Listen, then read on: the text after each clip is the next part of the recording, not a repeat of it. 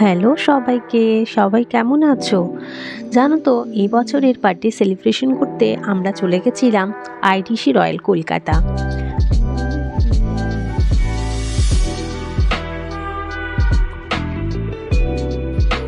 তো সত্যিই ভেতরটা খুবই সুন্দর, মানে দেখেই বোঝা যাচ্ছে যে একটা 5 স্টার হোটেল। আর সাদা মার্বেলের কাজ, আর দেখেছো সিঁড়ির নিচটায় পুরো জলের একটা ডেকোরেশন করেছে, যেটা সত্যিই অনবদ্য লাগছে। আর এইদিকে আমরাও বেশ ফটোশ্যুট করছিলাম। তবে সবাইকে বলে রাখি, এখানে এলে এক্সট্রা 1 ঘন্টা টাইম নিয়ে এসো, কারণ এমনি ঘোরাঘুরির জন্য তোমাদের 1 ঘন্টা টাইম লেগেই যাবে। আর এই সিঁড়িটা, এটাতে তো ভিডিও করতেই হবে। তো অনেকটা টাইম আমরা এইভাবে কাটানোর পরে খাওয়ার টেবিলে চলে এসেছিলাম।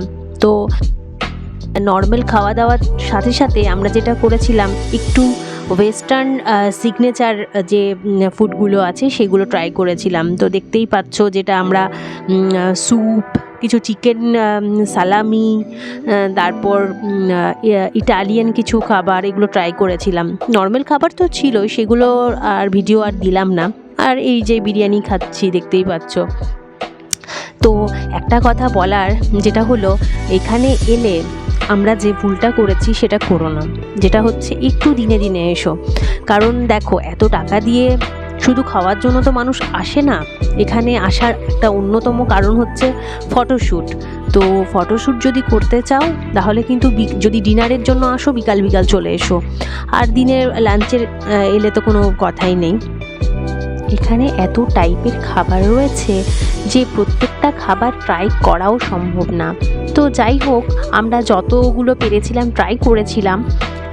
তো এটা ভেবেই এসো যে সব খাওয়া সম্ভব না।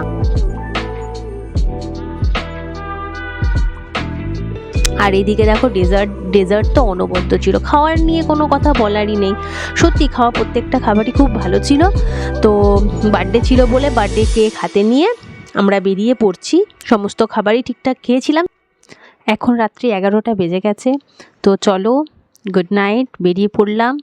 আর একটা কথা বলবো, যারা ভিডিও দেখছো প্লিজ একটু লাইক করো, সাবস্ক্রাইব করো। Thank you.